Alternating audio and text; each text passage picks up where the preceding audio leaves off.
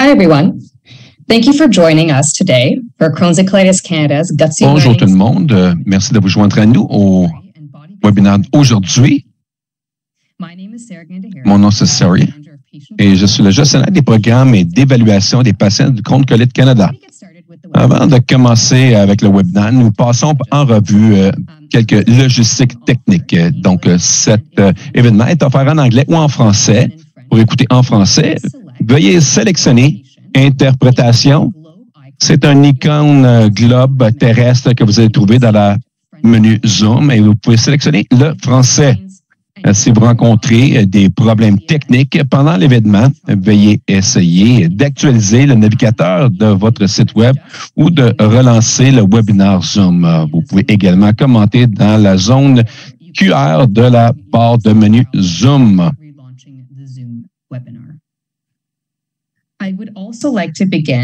J'aimerais aussi commencer ce webinaire en reconnaissant l'histoire et l'historique des peuples autochtones du Canada.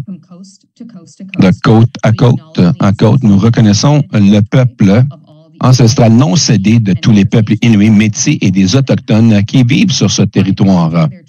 En reconnaissant leur territoire, on démontre le respect aux communautés autochtones. On fait la promotion de la réconciliation. Avant l'exposition d'aujourd'hui, j'aimerais fournir une mise en garde. Le matériel contenu dans cette présentation de Crohn's et Colitis Canada est à des fins éducatives seulement. Ils sont de valeur générale et peuvent ne pas s'appliquer à des situations médicales spécifiques. Donc, ce n'est pas un substitut pour les jugements personnels et le soin de votre professionnel. Donc, si vous avez des questions avec nous, sentez-vous libre de nous demander au travers du webinaire en utilisant la boîte de questions-réponses. On va faire de notre mieux pour se rendre à vos questions et si on le peut, on peut vous aviser ou vous référer à soit vos soignants primaires ou vos spécialistes MII. Pour ceux d'entre vous qui ne connaissent pas aussi bien notre organisation, permettez-moi de commencer par vous faire part de notre promesse. Crohn's et Colitis Canada s'engage à trouver un remède contre la maladie de Crohn et de la colite ulcéreuse. Grâce à la recherche, à l'éducation et à la défense des droits, Crohn et Colitis Canada vise à améliorer la vie des enfants et des adultes atteints de ces maladies chroniques. Nous vous remercions de l'intérêt que vous portez à notre travail et nous espérons faire une différence dans la vie des personnes touchées par ces conditions. Si vous cherchez également une occasion de faire une différence dans la vie des personnes touchées par la maladie Crohn et colite ulcéreuse, inscrivez à votre calendrier notre événement Marche Gutsy qui aura lieu partout au Canada dimanche le 4 juin. Cet événement est de collecte de fonds organisé par Crohn et Colitis Canada est une occasion pour les individus, des familles et des amis de se rassembler, d'appuyer une grande cause. Vous pouvez aussi vous inscrire et participer ou de faire un don pour soutenir notre mission à Gutsy Walk. Et votre participation aiderait à recueillir des fonds pour la recherche et les services de soutien et aura un impact réel. Si vous utilisez le code QR qui sont sur l'écran avec votre téléphone, vous pouvez utiliser le téléphone.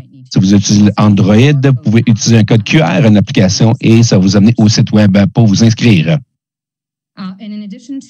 En plus de notre programme d'éducation, nous avons d'autres programmes de soutien pour les individus qui sont impactés par la maladie de Crohn et Colitis.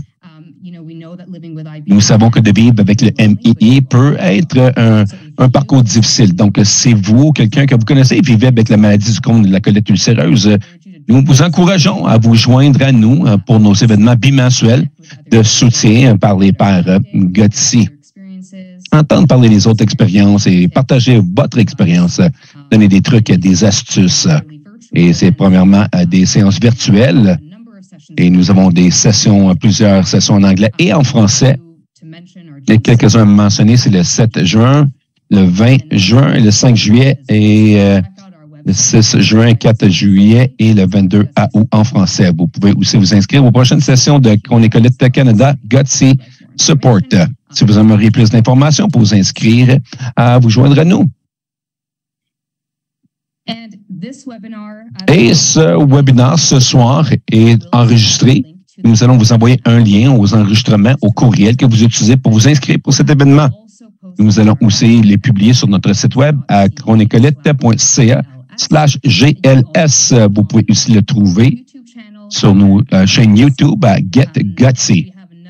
Et nous avons une autre série d'apprentissage.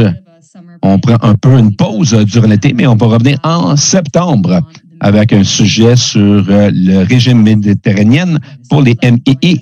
Et si vous aimeriez vous joindre à nous, vous pouvez trouver les détails d'inscription sur le site web chronecolite.ca/GLS et vous pouvez scanner les codes QR sur l'écran. Et finalement, un rappel que si vous aimez entendre le webinaire en français aujourd'hui, vous êtes rentré un peu en retard, vous sélectionnez l'icône du globe d'interprétation dans la barre de menu Zoom et sélectionnez le français. Et maintenant, nous allons commencer avec la présentation. J'ai le plaisir de vous présenter notre conférencier pour l'événement d'aujourd'hui, Dr. Adam Wiseman. Le Dr. Wiseman est gastroentérologue à l'hôpital Mount Sinai de Toronto, en Ontario, et professeur agrégé de médecine à l'Université de Toronto. Il a reçu le prix du médecin de l'année de Crohn et Colite Canada en 2022. Le Dr. Wiseman est également directeur médical au Centre des maladies inflammatoires de l'intestin à l'hôpital Mount Sinai et le chef de la qualité et de la sécurité des patients de la division gastro-entérologie de l'hôpital Mount Sinai et au réseau universitaire de santé. Ses intérêts de recherche portent sur la qualité des soins de santé et les résultats pour la santé avec un accent sur les MII. Nous sommes honorés qu'il se joigne à nous aujourd'hui pour partager les dernières données probantes sur les thérapies complémentaires et la maladie de Crohn et colite ulcéreuse. Merci, Dr. Wiseman, pour être avec nous ici ce soir. S'il vous plaît, prenez le microphone. Merci beaucoup, Sarah. Merci d'être ici ce soir. Donc, c'est un honneur pour moi d'être ici avec vous et de partager mon écran. Je présume que tout le monde peut le voir.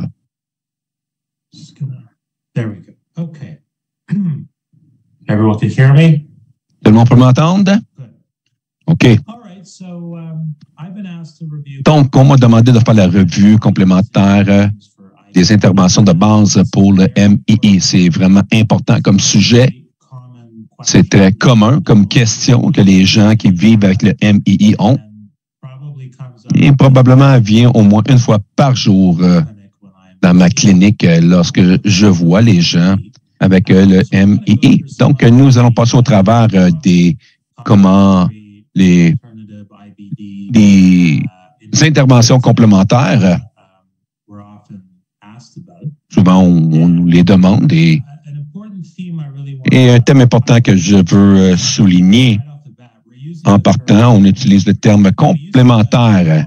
Autrefois, on appelait ça les thérapies qui existaient au-delà de la médecine et les prescriptions comme des médecines alternatives. Et complémentaire, c'est beaucoup plus préféré comme terme et ça implique que c'est pas un ou l'autre, simplement parce que vous faites la poursuite de les médicaments conventionnels de votre gastro-entérologue. Ça ne veut pas dire que vous ne pouvez pas poursuivre des interventions complémentaires. Et l'inverse est vrai aussi si vous poursuivez les interventions complémentaires, telles que les diètes au travers d'un naturopathe ou la thérapie de massage ou l'acupuncture. C'est quelque chose qui est important et être ouvert et transparent, mais de discuter librement et avec un certain confort lorsque vous parlez à votre médecin. C'est important de tout savoir que vous êtes en train de faire procès de traiter votre MII. Donc, c'est pas à propos de l'alternatif, c'est pas un ou l'autre, c'est complémentaire. Donc, si vous allez amener un point à la maison avec vous dans la discussion d'aujourd'hui, ne soyez pas peur de discuter ces genres d'interventions avec vos médecins. On veut vraiment savoir ce que vous pensez et réfléchissez. Both to optimize your treatment as well as for safety, because it's important to know everything that you're using to treat your IBD. Il semble être en sourdine, un petit problème technique. Un instant, s'il vous plaît. Some of the frequency of use of complementary and alternative therapies, and then we'll, at a high level, review some of the most commonly used therapies. It says no sound. Un instant, s'il vous plaît. Petit problème technique au niveau du son, je crois. Okay, I just got a text, a chat that says no sound. But you can hear me, Sarah? Yes, we can hear you. Okay, all right. Okay, moving along. So we'll start with a poll question just to see where we're all at. How would you rate your current knowledge of complementary therapies for Crohn's disease and ulcerative colitis? So the chat, a voting box should come up, and go ahead and vote.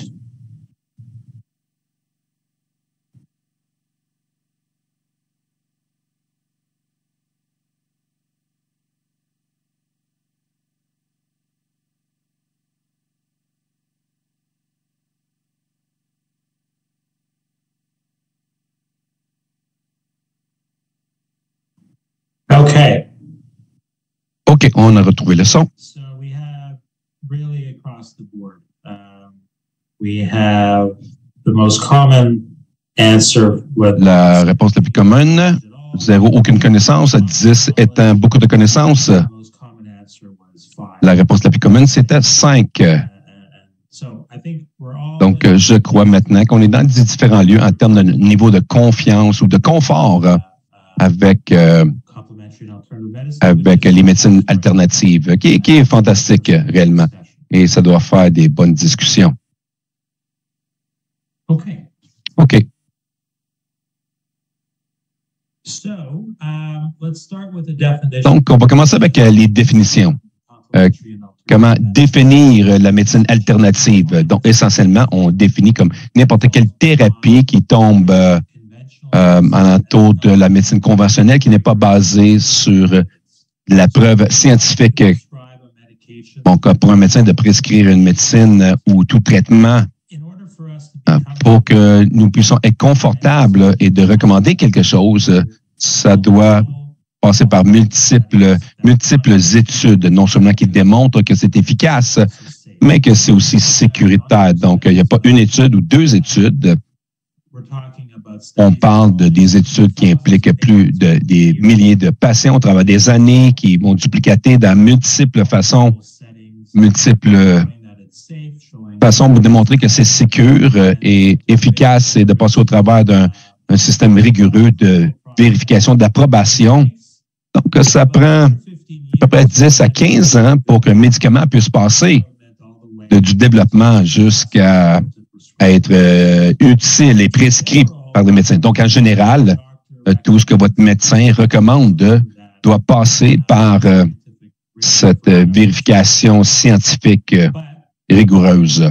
Mais beaucoup de choses qu'on considère comme complémentaires ou alternatives qui n'ont pas été étudiées du tout ou ont été étudiées, mais pas au même degré.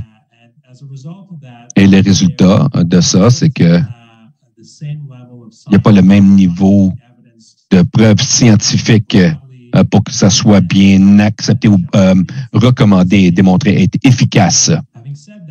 Cela étant dit, malgré ça, il y a des thérapies que plusieurs personnes avec la maladie de Crohn's colite utilisent et certaines thérapies.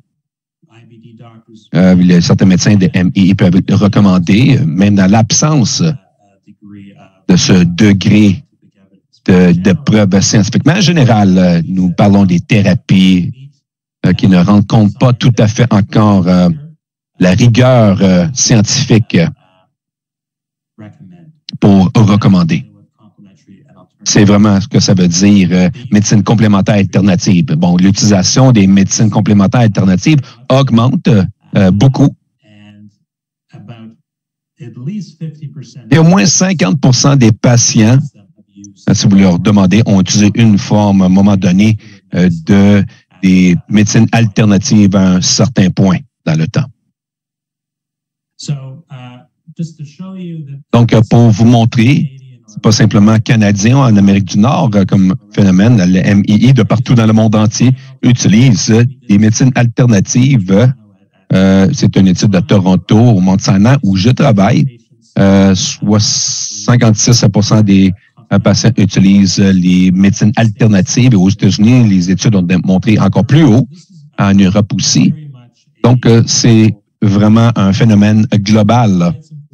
C'est la raison pourquoi c'est important d'en parler. Si vous avez le MIE, vos bien-aimés ont le MIE, vous allez arriver avec des médecines complémentaires. Vous allez venir rencontrer des gens qui ont essayé des médecines complémentaires ou des gens qui vont vous suggérer d'en avoir. Donc, il faut avoir un certain degré de compréhension de la base. C'est ce que nous allons discuter ici aujourd'hui. Donc, pourquoi les gens utilisent la médecine alternative? Donc, il y a plusieurs différentes raisons. Pourquoi? Mais la plus commune qu'on voit, c'est que les gens qui n'ont pas la réponse de la façon thérapie conventionnelle que les médecins prescrivent, ils ne sentent pas que leur maladie est sous contrôle telle qu'elle devrait l'être, où ils ont essayé les thérapies conventionnelles et d'explorer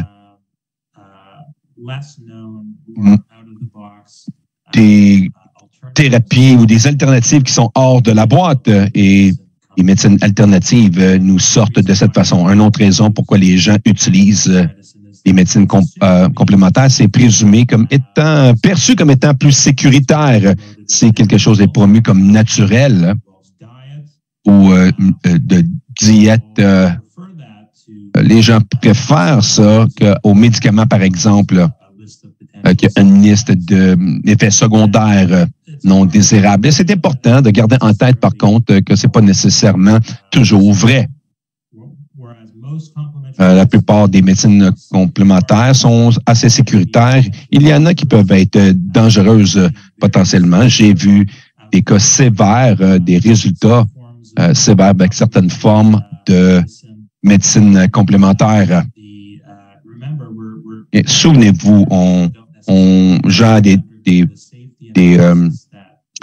thérapies qui ne passent pas par des analyses profondes ou approuvées ou avec la même standardisation en termes de comment c'est utilisé.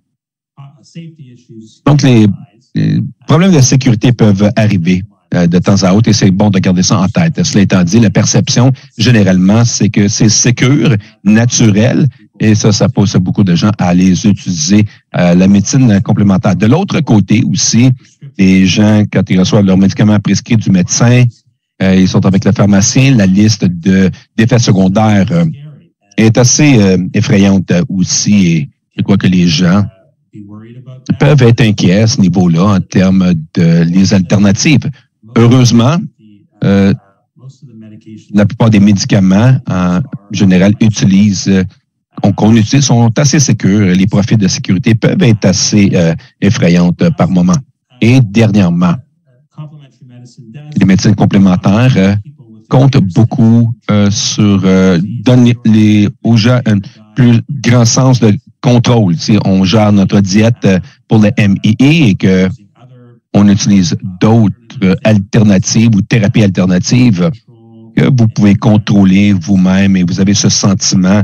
Et ça donne aux gens un certain niveau de contrôle sur la gestion de leur maladie qui peut être manquante lorsqu'on va pour une infusion à toutes les 8 semaines ou on prend une pilule à tous les jours. Il y a un plus grand sentiment de contrôle avec quelques-unes de ces alternatives et ça attire les gens à utiliser ces méthodes. Bon, ça, c'est les causes les plus communes. Si on demande aux gens avec le MIE pourquoi c'est complémentaire et alternative. On a fait la revue de notre expérience avec les médecines alternatives à Mount Sinai. Et ce que vous voyez ici, c'est les plus communes formes de médecine complémentaire dans nos hôpitaux. Et c'est une étude qui était faite, que j'ai faite, il y a 10 ans. Bon, une chose qui est probablement que vous voyez beaucoup plus maintenant que il y a 10 ans, c'est le cannabis. Des gens qui en parlent librement, en parlent pas librement dans le temps et nous allons parler du cannabis aujourd'hui. Donc, le transplant fécal aussi est devenu quelque chose qui est plus populaire. Nous allons parler de cela aussi aujourd'hui. Mais vous voyez, au moins, il y a 10 ans, et c'est encore vrai que les probiotiques qui sont considérées une alternative complémentaire pour les plus communes des types de MCA dans ma pratique à Mount Sinai, à Toronto. Mais ça va varier basé sur où vous faites votre pratique et les groupes de communauté dans lesquels vous vivez. Donc, c'est un peu une introduction. Maintenant, on va rentrer un peu dans les thérapies complémentaires et un peu de leurs arrière-plans. Donc, on va commencer avec le microbiome intestinal. Bon, la première question ici, qu'est-ce que le microbiome intestinal? Quelle est votre compréhension de ce que ça veut dire? C'est très commun. Un terme commun qui est là et beaucoup de gens en parlent. Qu'est-ce que ça veut dire pour vous, les 4 citations qui sont là? Ensemble de microbes présentés dans l'intestin, une nouvelle option de traitement pour les MII, un autre terme désignant l'inflammation intestinale et le dernier parti. Bon. C'est beaucoup plus direct ici. Dans le premier sondage, on était un peu partout, mais ici, 94% d'entre vous, une assez grande foule ici, 94% d'entre vous ont dit que c'est la collection de microbes dans l'intestin. Et ça, c'est absolument vrai. Donc, comment que les microbiomes pourraient aider le MII? Bon, pour répondre à cette question, on doit prendre un pas de recul et discuter qu'est-ce qui cause le MII. Bon, malgré qu'on en sait beaucoup plus sur ce qui cause le MII en 2023, il y a encore beaucoup de questions non répondues. Beaucoup de recherches essaient de répondre à ces questions. Quelques-unes dans lesquelles on participe où je travaille à Mount Sinai, à Toronto. Notre compréhension courante du MII, en fait, c'est nous savons que nous avons tous des millions et des millions des microbes intestinaux qui sont dans notre microbiome naturellement.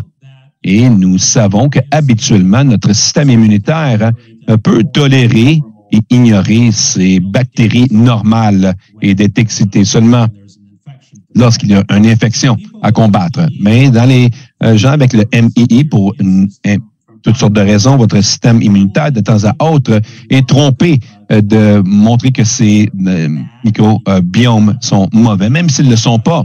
Et ça cause votre système immunitaire d'être activé, causant des inflammations, de venir dans vos intestins qui causent l'inflammation, des ulcères et tous les symptômes associés aux gens qui ont le MII qui développent.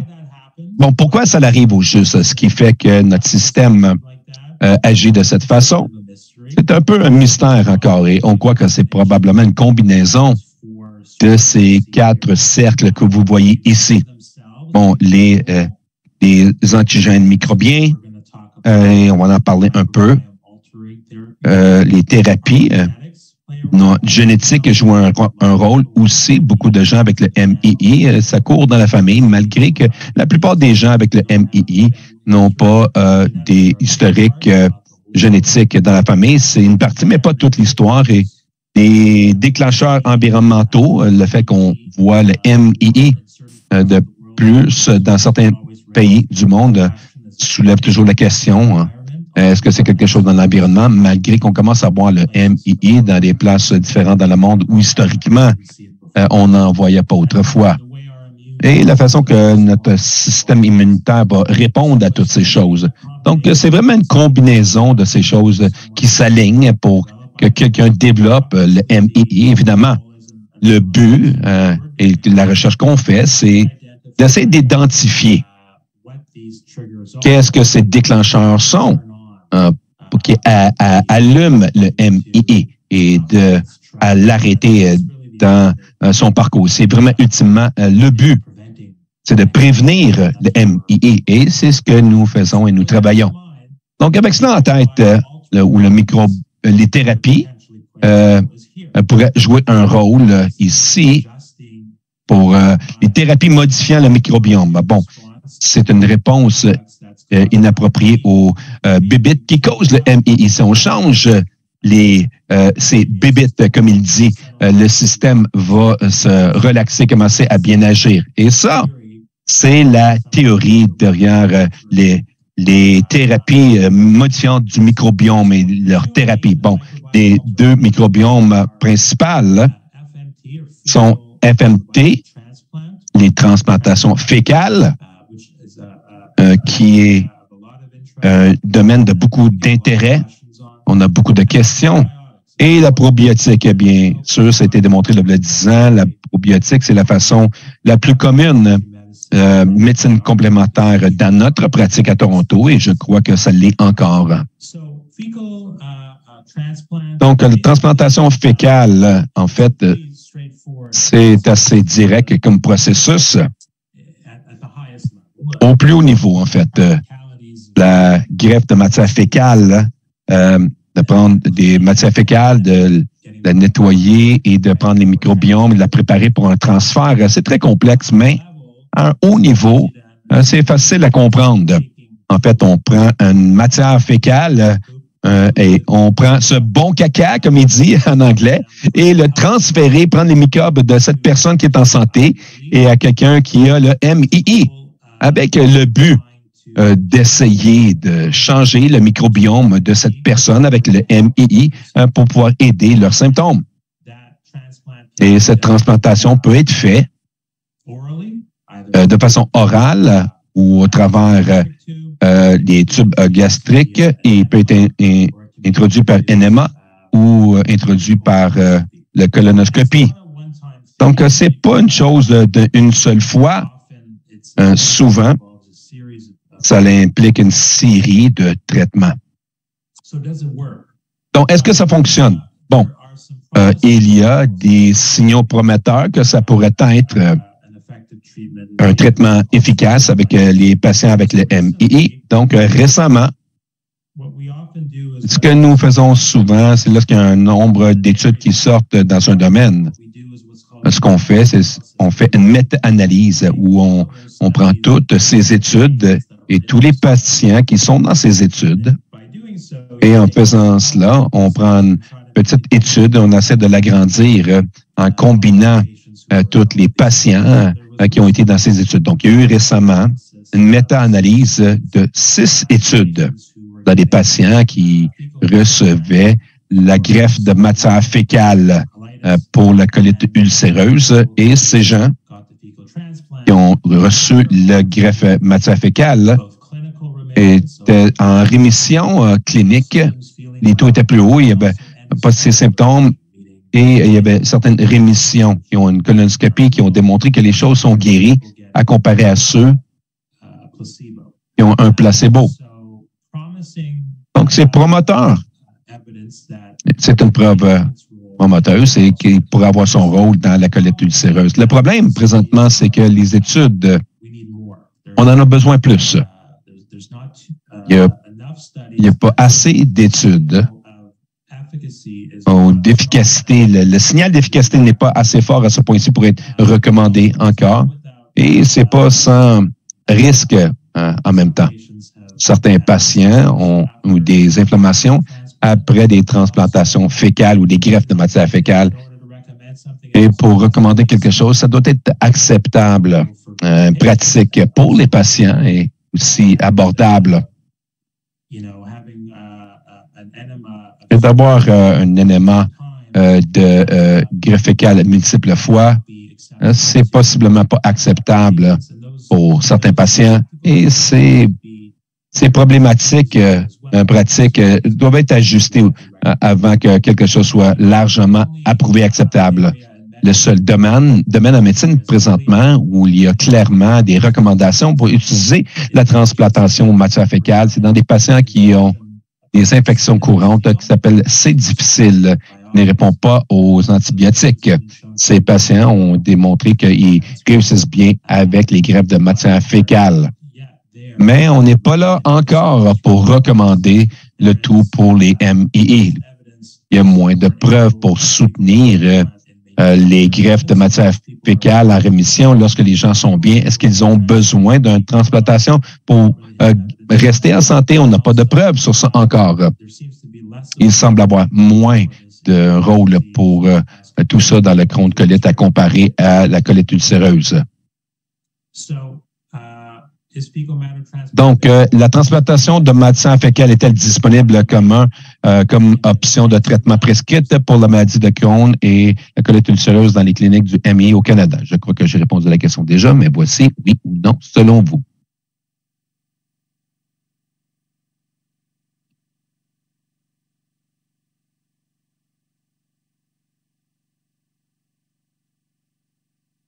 So, but 70% say no, 30% Donc, say 70% disent non, 30% disent oui. Donc, c'est pas prescrit. Le médecin ne peut pas écrire une prescription pour les transplantations fécales. On peut avoir accès au travail du Canada seulement, dans une étude seulement présentement, et des centres au Canada qui ont été ou qui font encore les transplantations de matière fécale. Et si c'est quelque chose qui vous intéresse, vous devriez parler à votre médecin sur le sujet, voir s'il y a des études dans votre région que vous pourriez potentiellement embarquer, avoir accès à ce traitement. Bon, malgré que les données présentement sont prometteuses pour la colite ulcéreuse, c'est pas encore disponible pour les traitements pour le MII à l'extérieur des essais cliniques. Donc, l'autre microbiome médecine complémentaire, c'est les probiotiques. C'est très populaire, non seulement dans la colite ulcéreuse ou le MII, mais toutes sortes de problèmes gastro-intestinaux et d'autres conditions non gastro-intestinales. L'idée ici, c'est que si on prend certaines souches spécifiques de micro-organismes vivants qui peuvent être pris par voie orale, ça pourrait changer votre microbiome et est utile en suppressant les mauvaises bébites et ils aident la barrière des organismes, protège l'intestin et peut produire des... il y a eu beaucoup de recherches dans ce domaine pour voir les probiotiques. Malgré toute son utilité, le fait que 54% de nos patients à Saint-Anne, par exemple, il y a 10 ans, utilisaient les probiotiques. Et récemment, l'Association américaine de gastroentérologie ont fait une étude assez profonde sur toutes les études qui ont été publiées sur les probiotiques et le MII, et j'ai fait partie de cet effort. Donc, je peux vraiment en parler de le temps qu'on a passé sur cette étude. Et la conclusion de cette grande revue est que à ce point, il n'y a vraiment aucune preuve du bénéfice d'un probiotique pour induction ou le maintien de la rémission et suggérer que les probiotiques ne devraient être utilisés que dans le cadre d'un essai clinique. Donc, c'est pas à dire que les probiotiques n'aident pas nécessairement avec d'autres choses. Il y a certains qui ont des colites irritables, qui ont des bons résultats des probiotiques. Il y a certains patients dans ma propre pratique. Et comme plusieurs d'entre vous le savez, les gens avec le MII peuvent avoir le IBS en plus. Donc, il peut avoir certaines situations où il y a des bienfaits pour utiliser les probiotiques, mais si vous êtes en train de demander sur les probiotiques et réduire la maintenance pour le MII, il n'y a pas de preuve pour suggérer que c'est le cas. Et si c'est pourquoi vous prenez un probiotique, vous devriez vraiment discuter si ça vaut le coup, vraiment, parce que c'est le côté négatif des probiotiques et à moins d'être impliqué dans une étude. Il y a une exception, par contre, en termes de MII, Pour ces gens qui ont eu une colectomie pour la colite ulcéreuse, pour le J-Pouch, où on peut en fait voir qu'il y a une preuve et du soutien pour les probiotiques. Il y a un bon nombre d'études qui ont démontré que les probiotiques peuvent être utiles pour prévenir le pouchitis pour ceux qui ont eu le J-Pouch. Et aussi des études qui décrivent qu'une fois que vous avez l'iostomie, votre fermeture, que l'intestin est bien, que vous utilisez le J-Pouch, qu'un probiotique peut vous aider. Pouchitis. Donc, pas tous les probiotiques sont les mêmes, comme pas tous les antibiotiques sont les mêmes. Alors, la recommandation qui est venue de cette revue par l'Association de gastroentérologues américaine montrait que 8 souches de traitement que j'ai mis ici, qui peut être utile pour les patients avec pouchitis. Bon, ou atteinte de pochette, si on veut en français. Donc, ceux qui ont eu la pochette pendant plusieurs années, il y en a qui connaissent le BSL-3 et ça contient beaucoup de ces probiotiques qui sont, quoique cette marque, cette combinaison n'est plus disponible, mais les composantes de BSL sont ici. C'est un domaine où utiliser les probiotiques c'est très raisonnable. La recommandation était conditionnelle, qui veut dire que ça peut être bon dans certains patients, mais plus de preuves seraient utiles ou bien recommandées. Cela étant dit, définitivement qu'il joue un rôle dans les patients avec la pochette et certainement avec les probiotiques qui vont empêcher les inflammations des pochettes. Et la diète maintenant. Bon, c'est très commun comme question. Je ne crois pas que j'ai vu un patient MII sur la première visite où que la question de la diète n'arrive pas. Bon, c'est une maladie qui est affectée par la digestion, donc évidemment, surtout la diète, c'est vraiment important.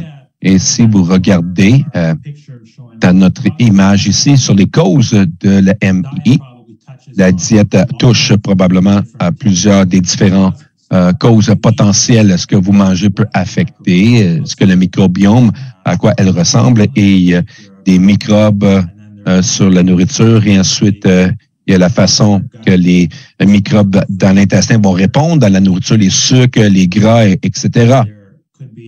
Il pourrait y avoir des déclencheurs environnementaux qui vont essayer de protéger certaines diètes qui ont des anti-inflammatoires.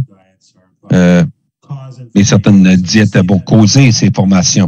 Donc, vous voyez, ça frappe multiples niveaux, multiples facteurs contributeurs pour le MI.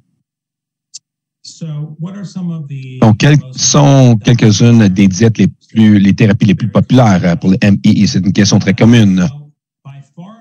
Donc, de loin, si on parle de la plupart des preuves scientifiques pour soutenir ces traitements, je n'inclurais même pas cela comme étant un complémentaire comme thérapie parce que c'est tellement soutenu et recommandé par des preuves. Donc, dans les études pédiatriques, et je suis sûr qu'il y en a plusieurs ici sur l'appel, soit qui vont endurer tout ça vous-même ou vos enfants qui ont été traités avec la nutrition entérale exclusive, le EEN, qui est au travers d'une formule oralement ou par un tube, soit par voie orale ou par sonde nasogastrique ou par la sonde de gastronomie. Souvent, les patients, au début, sont rentrés dans les hôpitaux pour initier ce processus, mais ça a été vraiment démontré dans multiples études à être vraiment efficace comme traitement pour réduire la rémission ou augmenter la rémission dans la maladie du Crohn. Et certaines sociétés, particulièrement en Europe, recommandent cette première ligne avec quelques patients pour éviter les stéroïdes comme prednisone. Nous savons qu'en pédiatrie, prednisone peut affecter les enfants dans la croissance. Donc, si vous êtes préoccupé sur la croissance ou avec l'exposition au prednisone autrefois, donc le EEN, c'est vraiment commun, une thérapie entérale exclusive pour les enfants. Et beaucoup de mes patients adultes demandent, bon, est-ce que ça fonctionne chez les adultes? On n'a pas autant de preuves pour ces résultats chez les adultes. Une partie du problème, c'est que l'efficacité chez les adultes est différente. Possiblement qu'il y a quelque chose de différent sur l'intestin pédiatrique. Mais le problème chez les adultes, c'est vraiment difficile pour un adulte de continuer. Les enfants sont résilients. Et aussi, quand vous avez un parent un gardien qui regarde ce qu'ils font, c'est beaucoup plus facile d'avoir un enfant qui soit avec cette forme de thérapie adulte. La plupart des adultes ne pourraient pas continuer. Donc, ça nous amène à d'autres. Est-ce qu'on a vraiment besoin est-ce qu'il peut avoir un peu d'espace et être partial dans la nutrition? Et c'est une excellente question. Donc, ça pourrait être le cas.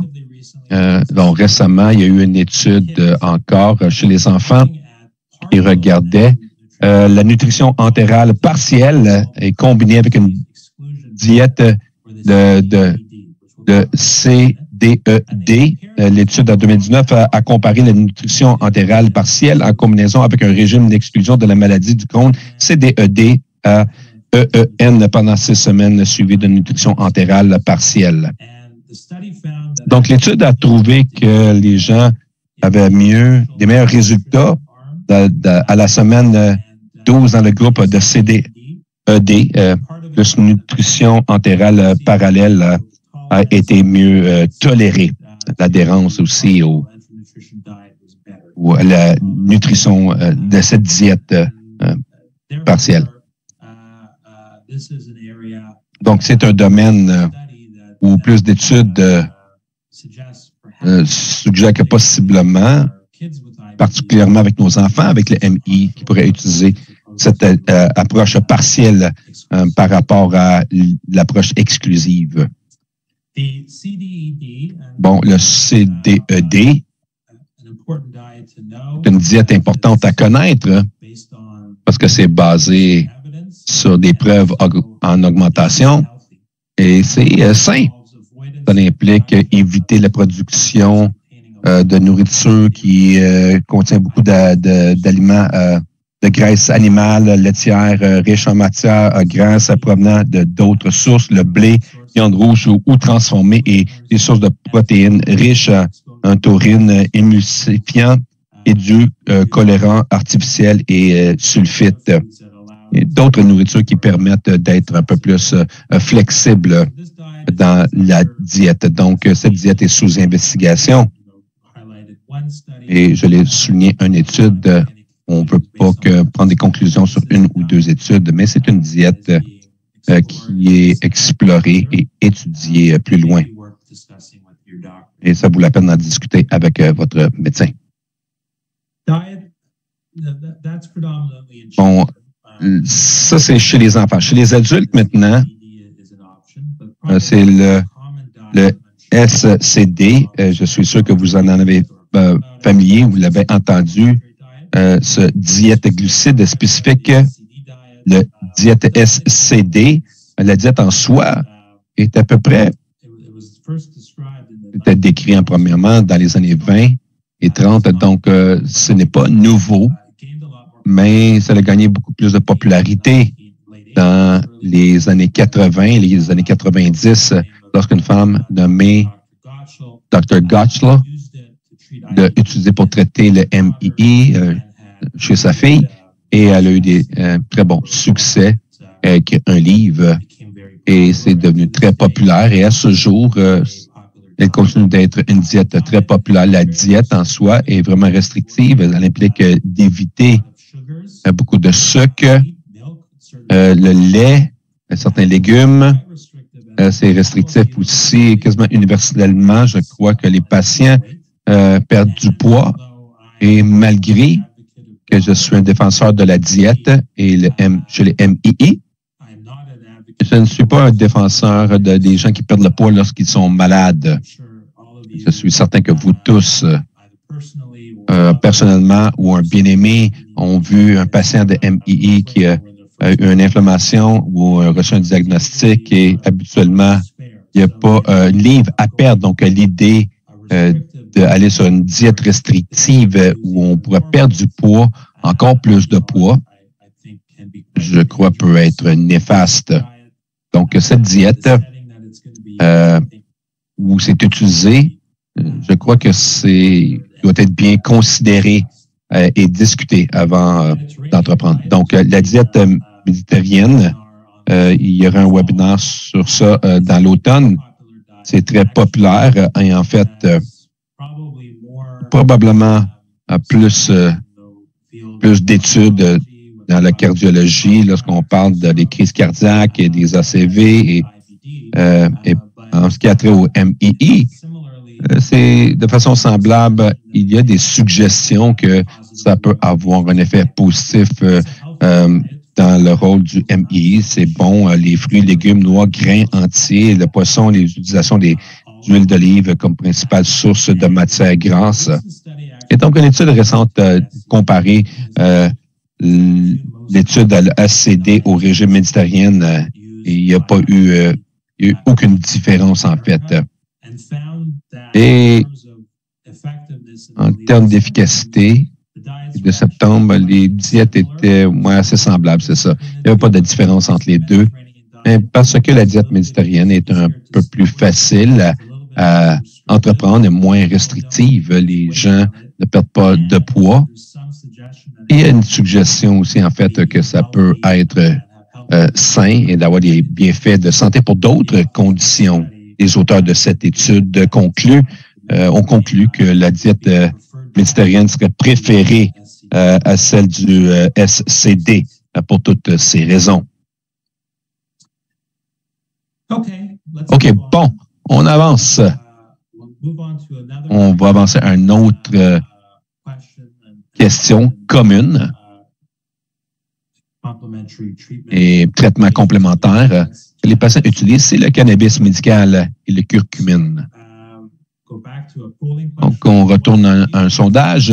Quelle est la principale raison de prescrire du cannabis médical dans le MII? La fatigue, constipation, perte d'appétit, gestion de douleur, fistule périnéale.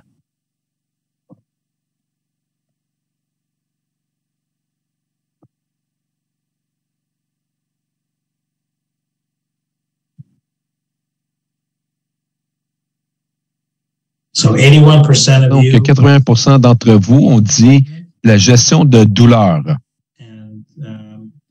Vous savez, je ne crois pas qu'il y a une bonne ou une mauvaise réponse ici. Les gens qui utilisent le cannabis pour des contrôles de symptômes l'utilisent pour toutes sortes de symptômes. De loin, la gestion de douleur que 81% d'entre vous ont dit est la raison la plus commune pour utiliser le cannabis médical est utilisé chez les patients de MII.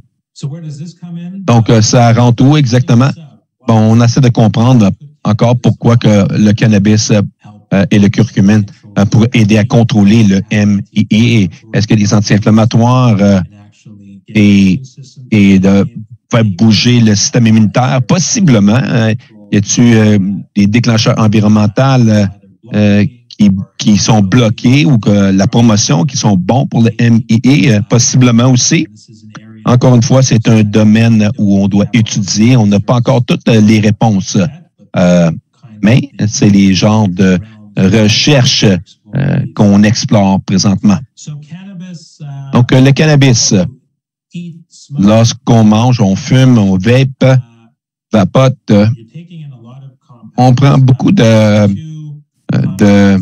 composés. Les composés les plus fréquentes sont le CBD ou le THC. le CBD, et ce qui nous préoccupe le plus en termes de les propriétés médicales, c'est vraiment où on croit que la valeur du cannabis peut être utile pour gérer une condition médicale avec le cannabis. C'est le CBD qui aide avec la douleur, le CBD, cette composante qui aide avec l'anxiété. Et c'est vraiment le côté médicinal de la composante du point de vue traitement. Le THC chez le cannabis, c'est ce qui provoque provoque un effet psychotropique et souvent c'est la raison pourquoi que les gens utilisent le cannabis de façon récréation où le CBD de son côté est plus médical.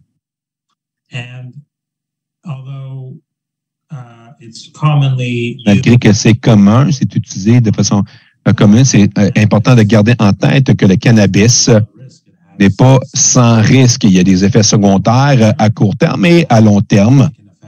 Ça peut affecter la mémoire, la concentration, apporter la confusion pour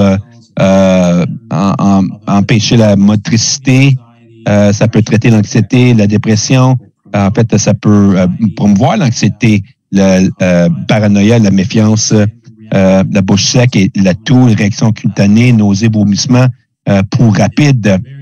Et pour à long terme, ça peut affecter la mémoire des gens, la concentration. Et à long terme, l'utilisation de cannabis a été associée avec certaines conditions mentales. Si vous la fumez fréquemment, ça peut causer la bronchite chronique en la fumant, le risque de potentiel de dépendance, les symptômes de sevrage. On voit quelque chose qui s'appelle l'utilisateur fréquent où les gens peuvent avoir des nausées sévères, le vomissement sévère de 48 heures, 72 heures et ces attaques ensuite ça quitte. Je ne recommande pas le cannabis dans personnes en bas de 21 ans. C'est encore un point important pour le développement du cerveau et l'utilisation lourde chez les jeunes gens peut être associée avec certains problèmes cognitifs à long terme. Donc, c'est important d'être conscient. C'est pas une option sans risque, mais définitivement chez certains patients avec le MII, ça peut améliorer les symptômes, particulièrement les douleurs abdominaux. Et il y a certains patients qui tournent pour la douleur, contrôle de douleur et de traiter les autres idées. Le meilleur contrôle, en fait, dans mon opinion, c'est probablement une alternative préférée opioïdes et tous les malaises qui viennent avec les opioïdes. Et nous savons que c'est un grand problème au Canada. Et si c'est fait adéquatement, de façon contrôlée, le cannabis peut être une alternative préférée aux opioïdes pour gérer la douleur. Malgré que généralement, la douleur chez les patients MII est gérée en traitant le MII. Ce n'est pas clair à date si le Canada, en fait, le cannabis a une propriété anti-inflammatoire. Est-ce que ça réduit amène la rémission et cure les intestins? Ce n'est pas clair. Il y a beaucoup d'études à ce point-ci dans le temps. Nous n'avons pas assez de preuves encore pour dire que le cannabis est anti-inflammatoire assez pour guérir l'intestin. Mais il y a des preuves augmentantes pour démontrer que ça démontre ça va aider avec les symptômes. C'est une des premières études qui est sortie d'Israël il y a 10 ans. Et je me souviens lorsque ça a sorti, beaucoup de gens avec le MII. Et ça, c'était avant que le cannabis soit aussi disponible comme elle l'est aujourd'hui. Beaucoup de gens avec le MII étaient vraiment excités à propos de cette étude. Et en fait, lorsque vous voyez dans les barres blanches ou dans les placebos, les gens qui ont une pilule de sucre et les zones grises, c'est les gens qui vont recevoir le cannabis oral. Le cannabis est à la gauche, l'axe est Y où ça dit CDAI. Ça, c'est les activités de bronchiolite et c'est une façon qu'on mesure l'activité basée sur leurs symptômes. Donc, avant qu'on utilise les colonoscopies, ou pour ceux avec le MII, sont familiers avec fecal cal, les prises sanguines, on utilisait tout ça. On le fait encore, mais on le fait exclusivement. Autrefois, on comptait sur les symptômes pour nous dire si oui ou non la MII répondait bien dans le traitement ou s'il était en rémission. Étant dans cette petite étude, il y avait 21 sujets, on voit que clairement, les patients qui ont pris le cannabis basé sur les symptômes à elles seules avaient un plus haut taux de rémission, 45 versus 10 et la réponse de 90 versus 40 à comparer au placebo. Donc, clairement, on travaille 10 semaines. Les gens qui ont pris le cannabis se sentaient mieux à comparer à ceux qui ne l'avaient pas pris.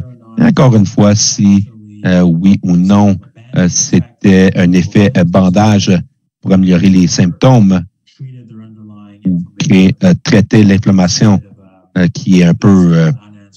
c'est encore une question non répondue qu'on a besoin d'étudier un peu plus ça.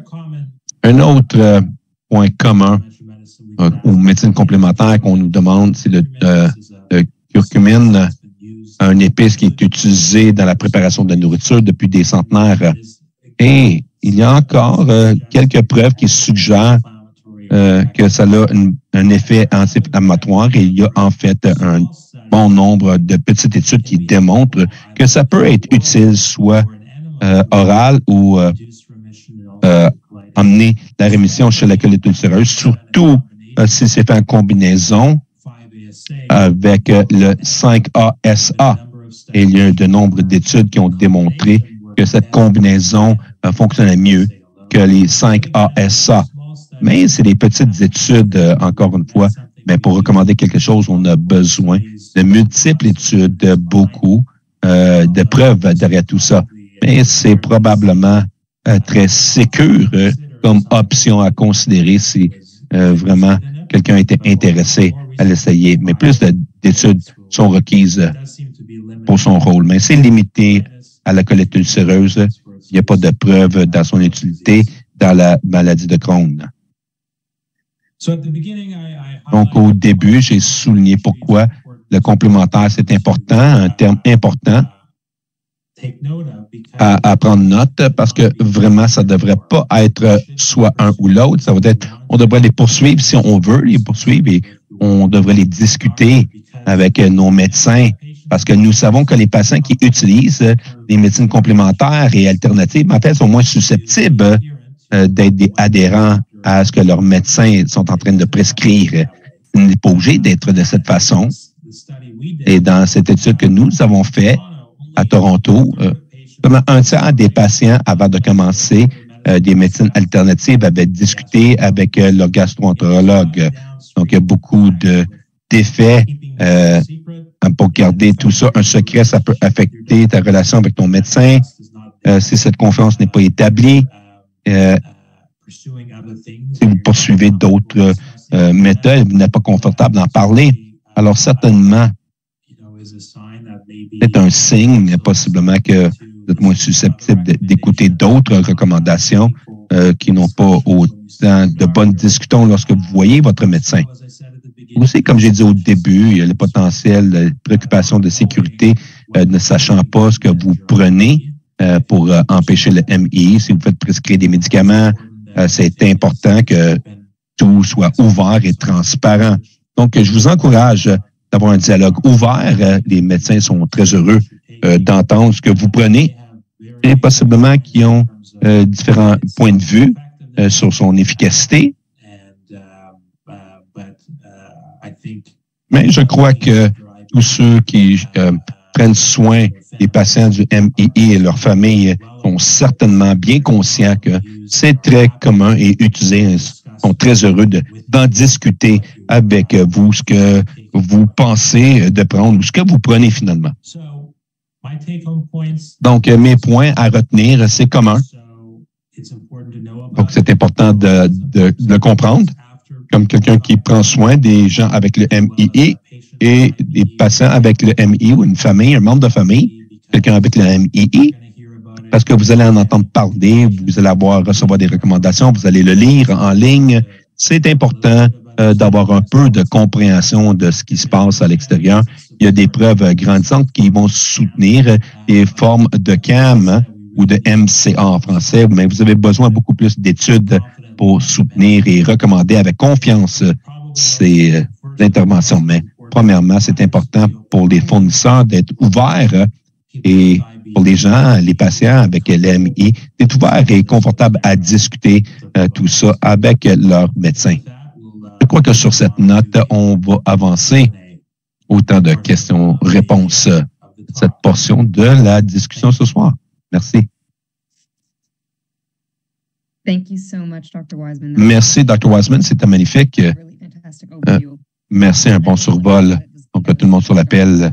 Je laissais tout le monde savoir que depuis que Crohn-Colite a reçu un événement sur ce sujet, donc j'espère que c'était utile pour vous et que vous savez qu'il va y avoir un lien pour l'enregistrement au cas où vous voudriez avoir un rafraîchissement, parce qu'il y avait beaucoup de bonnes informations qui ont été partagées. Donc, s'il vous plaît, cherchez ça demain dans votre boîte de courriel ou, encore une fois, vous pouvez vérifier notre site web à www.crohn-colite/GLS et un enregistrement sera là. Donc, on va rentrer dans le temps de questions-réponses. Merci à tout le monde qui ont envoyé leurs questions à l'avance. Nous allons avoir des questions là sur l'écran pour ceux qui ont pu les soumettre lorsque vous vous êtes inscrits. Pour ceux qui ont posé des questions au travers de la session, on va y arriver le plus possible. Si les questions ne sont pas répondues, s'il vous plaît, envoyez-nous un courriel à learn@crohn-colite.ca. Nous allons partager ce courriel avec vous tous dans le courriel et le suivi. Vous pouvez faire le suivi là et on va répondre aux questions au mieux de nos capacités. Donc, on va commencer avec la première question. Existe-t-il un lien entre l'activité physique et la sévérité des symptômes des MII? Et quels sont les exercices recommandés pour les personnes atteintes de MII? Oui, c'est une très bonne question. Donc, premièrement, est-ce qu'il y a un lien entre l'activité physique et la sévérité des symptômes? Bon, ça impliquerait la question de est-ce que l'exercice peut être mauvais pour votre MII? Et la courte réponse, c'est probablement non. En fait, l'opposé est vrai. Il y a des preuves émergentes. Il y a eu certaines études qui ont démontré que les exercices en tant qu'anti-inflammatoire, un effet anti-inflammatoire, les gens se sentent mieux, ça améliore la santé mentale, ça améliore la force. Et c'est des problèmes qui peuvent être problématiques avec les gens avec le MII. Et donc, certainement, tout ce qui peut faire qu'on se sent mieux, je vais promouvoir. Et il y a certaines manifestations intestinales, par exemple, ostéopénie ou ostéoporosis, où il y a une preuve qui supporte l'exercice pour promouvoir la santé dans les os. C'est une préoccupation importante pour beaucoup de patients avec le MII. Donc, dans l'absence d'être relativement ou post-opératoire, tu viens d'avoir une opération, et en rémission, je vous encourage d'avoir des activités physiques et particulièrement du point de vue santé, c'est recommandé. Merci. Si on peut élaborer un peu plus sur y a-t-il des exercices en particulier qui devraient être évités pour les gens qui vivent avec le MII ou l'arthrose? Pas vraiment. Lorsque les gens avec une hernie stomia, ça amène beaucoup de questions, mais est-ce que je peux faire des redressements assis? Est-ce que je peux faire des abdominaux ou est-ce que je vais avoir une hernie? Encore une fois, la plupart du temps, c'est correct. Donc, mais pour ce groupe particulier de personnes, vous devrez parler à votre chirurgien et de voir avec eux ce qu'ils recommandent. Mais pour la plupart, il n'y a pas de restriction aux sortes d'exercices que vous pouvez faire. C'est bon, merci. Prochaine question, s'il vous plaît.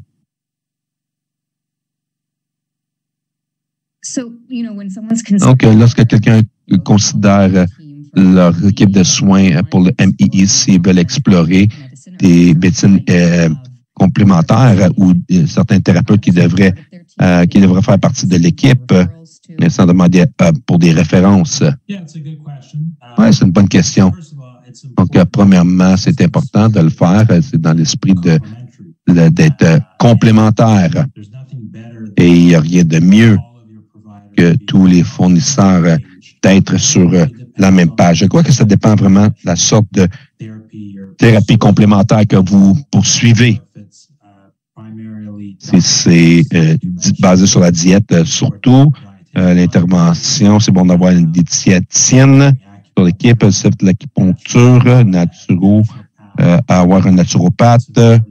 C'est important pour eux d'être ouverts. J'ai beaucoup de patients qui vont voir les naturopathes, mais seulement une poignée de naturopathes vont m'envoyer des lettres de consultation lorsque je leur ai envoyé des notes cliniques et on partage l'information sur le sang. Les tests sanguins, c'est pas super commun, mais ça devrait l'être. Donc, peu importe qui vous avez sur l'équipe, c'est important que tout le monde soit conscient. Et bon, les spécialistes de gestion de douleur, ça serait vraiment important d'avoir sur l'équipe parce que c'est la douleur chronique, une tendance à amener beaucoup de gens aux médecines complémentaires. Et la douleur chronique, c'est un défi et complexe et c'est bon d'avoir un expert sur l'équipe, c'est important. Donc, ça a besoin d'être individualisé, mais la clé vraiment, c'est ceux qui sont sur votre équipe de vous assurer qu'ils sont en train de contacter les autres dans l'équipe. C'est bon, merci.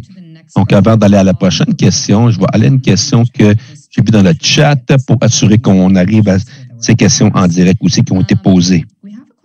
On a une question sur l'étude de cellules souches. On la reçoit beaucoup chez Colette Canada. Y a-t-il des essais cliniques existantes présentement que les patients pourraient avoir accès et y a-t-il des mises à jour dans ce domaine? Je ne suis pas un expert sur ce sujet. Dans le passé, il y a eu des études qui regardent les cellules souches pour les traitements de l'IBD, MII.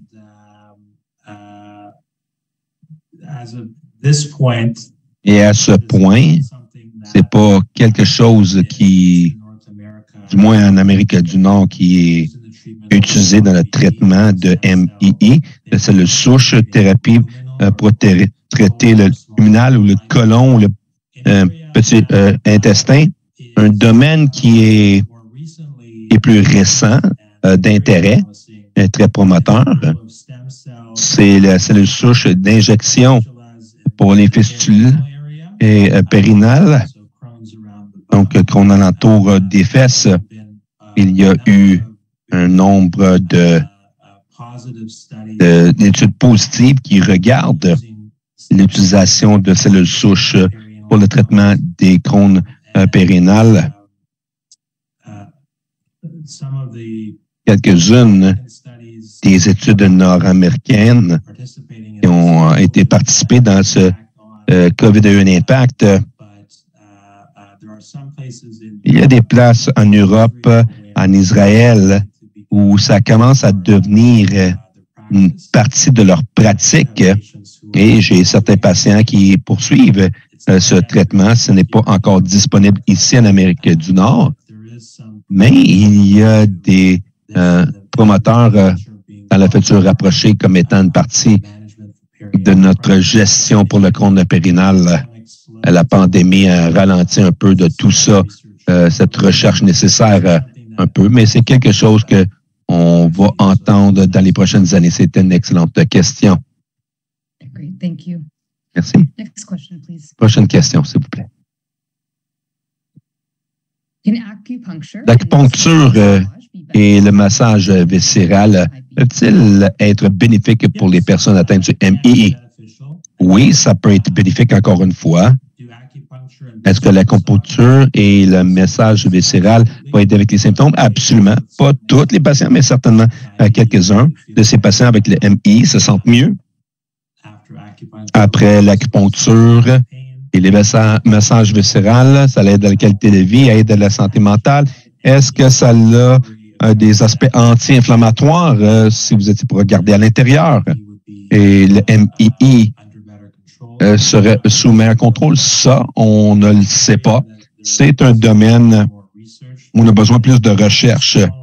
Il y a eu des petites études et le problème avec les études dans beaucoup de ces domaines sont chaque étude est un petit peu différent de la façon que les études font des choses. Qu'est-ce que ça fait pour les gens? Comment ils sont faits? La rigorosité pour ce genre de choses. Ça fait que c'est difficile d'arriver à des conclusions. La courte réponse, c'est que ça peut aider les symptômes et je sais, j'ai aucun problème avec les gens qui poursuivent ça si ça aide avec les symptômes. Mais allez-y.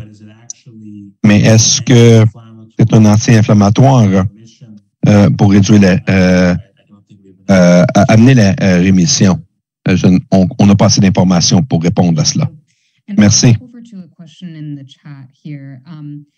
Une question dans le chat ici. Quelques personnes ont demandé pour essayer les traditions chinoises, médecine ou suppléments chinoises, soit en combinaison ou en place de traitements conventionnels qui sont prescrits par leur médecin. Il y a des gens qui demandent que direz-vous à un patient qui serait intéressé à faire cela?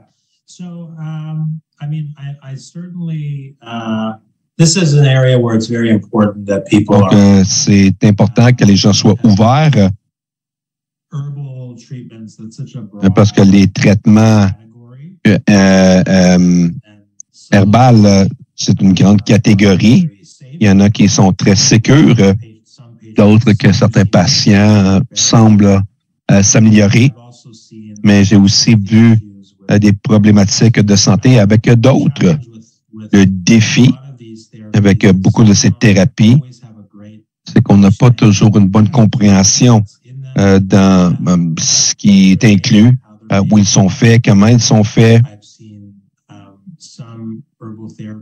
J'ai vu certaines thérapies herbales qui consistaient à des stéroïdes. Donc, quelqu'un était enfin sur un prednisone, mais il n'avait pas réalisé ça pendant des années. Donc, ça peut avoir sa place, certainement, mais le défi, c'est qu'on a besoin d'avoir une meilleure compréhension de c'est quoi exactement dans les herbes particulières. Donc, c'est là où c'est important d'être ouvert et transparent, d'amener les pilules au médecin pour qu'on puisse se regarder ensemble et d'avoir la personne qui donne ces traitements soit ouvert dans la communication avec le médecin MII. En termes de suppléments, je crois que on pourrait en parler dans les autres questions. Je crois que ce serait la prochaine question, en fait. C'est bon? Perfect. Voilà, c'est ça. Donc, quels sont ces suppléments contre-indiqués avec les produits biologiques ou biosimilaires? Bon, le supplément, pour moi, veut dire que vous prenez quelque chose où vous êtes déficient, vous avez besoin d'un boost.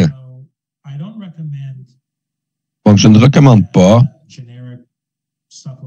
les suppléments génériques, prendre ça, prends pas ça, ou je recommande des suppléments où vous êtes déficient. Bon, souvent, on vérifie le fer, on vérifie la vitamine D, on vérifie le B12, le magnésium, le calcium. Mais si vous avez été démontrant être déficient dans quelque chose, absolument, vous avez besoin de supplémenter. Mais si les niveaux sont bons et tout va,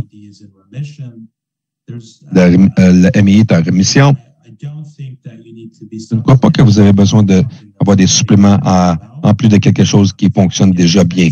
Ça peut devenir dispendieux, ça peut mélanger les choses. J'aime garder les choses pures et simples. Je ne recommande pas des suppléments, à moins que vous êtes déficient en quelque chose. Une exception, ça serait vitamine D. On sait que les patients avec la vitamine D, même s'ils sont bien, ont tendance à avoir des niveaux bas de vitamine D s'il y a eu exposition aux stéroïdes. Donc, je recommande la vitamine D dans beaucoup de mes patients, mais au-delà de cela, si quelque chose est bon, on les remplace. On n'a pas besoin de continuer à les remplacer. Okay, thank you. And Okay. I guess there are a few questions that specifically. Il y a des questions particulièrement demandées si on utilise un biologique ou un biosimilaire en particulier. Y a-t-il des suppléments ou des vitamines qui ont besoin d'être évités? Non. Ça être sur un biologique ne change pas les suppléments que vous pouvez prendre ou non. Si vous êtes sur un biologique, vous avez faire attention. Avec les vaccins, on recommande d'éviter des vaccins en live, en vivant. C'est la seule chose qui vient en tête en termes de choses qui ont besoin d'éviter si on est sur un biologique ou un biosimilaire. Okay, thank you. Next question, please.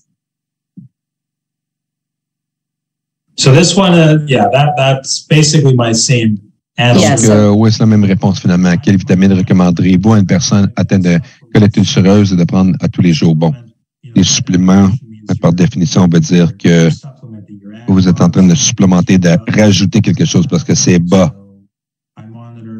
Donc, je vérifie ces choses. Et mes patients, s'ils sont à des bons niveaux déficients, on en recommande. Sinon, il n'y a pas de besoin là. Nous avons un peu de temps, possiblement quelques autres questions qu'on peut passer au travers en direct durant le chat. Quelques individus ont demandé à propos des jeûnes intermittents en particulier comme thérapie. Y a-t-il des études sur ça? Est-ce que ça pourrait être bénéfique? Donc, je ne suis pas conscient, surtout en MII, des études sur les jeûnes intermittents. Ça a été regardé. Gastro-intestinal ou des différents états de la maladie, comme la SDC, la diète SCD, pardon, lorsque vous êtes à risque pour les compromis nutritionnels. J'aime pas l'idée de jeûner quelqu'un qui est malade avec le MII. Donc, généralement, je ne fais pas la promotion et je ne fais pas la promotion de ça chez un patient qui est dans une inflammation. Donc, si quelque chose, MII est bien contrôlé, particulièrement, ils ont du surpoids et ils essaient de perdre du poids. C'est quelque chose qu'ils veulent essayer. Si c'est fait de façon vérifiée, pour les patients avec du surpoids, mais je ne serai pas là devant eux. C'est pas quelque chose que je fais la promotion et je pourrais décourager chez quelqu'un qui est au milieu d'une inflammation. Okay, thank you. OK? And, you know, on the topic, kind of going back Sur le sujet, quand on parle de vitamines et de probiotiques, il y a des questions vraiment alentour de le coût. Et si c'est possible d'avoir des probiotiques comme prescription pour que ça soit couvert. Je sais que ça dépend de la province dans laquelle vous habitez, mais est-ce que vous en connaissez en particulier qui pourrait être fait de cette façon? Oui, c'est une très bonne question. probiotiques sont dispendieuses, effectivement. Et dans le temps où on avait, où c'était vraiment dispendieux, la réfrigération est impliquée. La courte réponse, c'est que c'est un défi. Certains probiotiques, historiquement, étaient faits par des compagnies qui faisaient d'autres médicaments MII. Si le médecin demande pour des échantillons, il pourrait fournir des échantillons, mais de trouver que c'est de moins en moins les échantillons après la pandémie deviennent de moins en moins importants, mais les probiotiques, les échantillons deviennent un défi. C'est pas quelque chose que on peut écrire une prescription, mais dépendant de la marque en particulier, s'ils ont un programme pour des patients, on pourrait essayer d'avoir accès, mais ça, c'est devenu moins commun. C'est un défi. C'est pour cette raison que si vous allez prendre et vous assurer que ça fonctionne pour vous et que j'encourage les gens de ne pas les prendre parce que ils sont, le cousin l'a dit ou ils l'ont lu en ligne, mais à moins que clairement ça vous aide et ça démontre, il y a eu des démonstrations, je recommanderais, je ne recommande pas les probiotiques parce qu'ils sont assez dispendieux. En termes de le VSL3 que tu as mentionné qui n'était pas continué, un nombre de personnes ont demandé. Il y a un qui s'appelle VisBio, et apparemment, c'est la même souche. Regardez ça avec les spécialistes pour voir si c'est une option intéressante pour eux. Mais est-ce que ces deux sont interchangeables? On doit regarder aux souches en particulier. On va parler de l'évidence de ces souches que j'ai montrées. On va essayer d'utiliser la combinaison. S'il y en a qui sont dans ce produit, ça peut être quelque chose qui vaudrait la peine d'essayer. Ils peuvent discuter ça avec les médecins. Oui, c'est bon. Bon, je crois qu'on est à la fin. On va mettre fin à autant de questions-réponses. Merci, Dr. Wiseman, d'avoir pris le temps de répondre à toutes ces questions. Et merci à tout le monde dans l'auditoire d'avoir demandé. Et si vous n'avez pas eu les questions répondues, un rappel, envoyez-nous un courriel à Crohn et Colette Canada ou learn@crohnecolette.ca. On va répondre à vos questions pour vous aider le plus possible. Et pour terminer, on vous demande plutôt votre connaissance en ce qui a trait aux thérapies complémentaires pour la colite ulcéreuse. Maintenant que nous avons eu cette discussion, on aimerait demander encore et voir où les gens sont en termes de comment ils se sentent sur leur connaissance. Donc, on va donner quelques instants encore.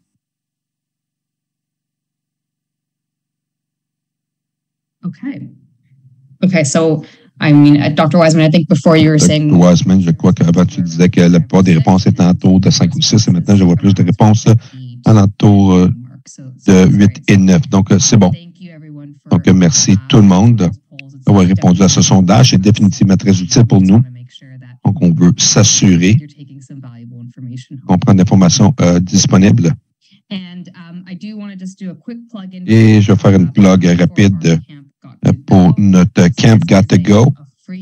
Donc, c'est un camp qui arrive à Nouvelle-Écosse, en Ontario, en Alberta, pour les enfants et les ados qui vivent avec le Crohn et colite. Donc, c'est quelque chose qui est intéressant pour vous bien-aimés. Vérifiez notre site web, Crohn et colite /camp. Vous pouvez scanner le code QR pour en apprendre plus et faire une application. Elles sont dues bientôt. Donc, on vous encourage de les regarder aussitôt que possible.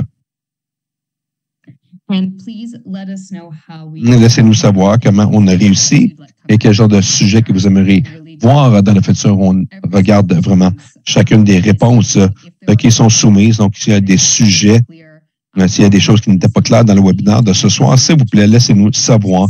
Ça devrait prendre 60 secondes. Vous allez voir un message sur votre écran quand le webinaire prend fin ou lorsque vous allez quitter le webinaire par vous-même. Donc, merci de prendre le temps et merci à BG Communication de fournir l'interprétation en direct pour notre série de Gutsy Learning. Si vous aimeriez nous suivre, vous pouvez voir notre Facebook, Twitter, YouTube, Instagram et récemment TikTok à Gutsy Canada. Donc, si vous ne nous suivez pas déjà, je vous encourage de le faire. Merci encore, Dr. Wiseman. On apprécie vraiment le temps que vous avez pris avec nous ce soir. Et merci tout le monde de vous être joint à nous. J'espère que vous allez avoir une bonne soirée. Bye for now.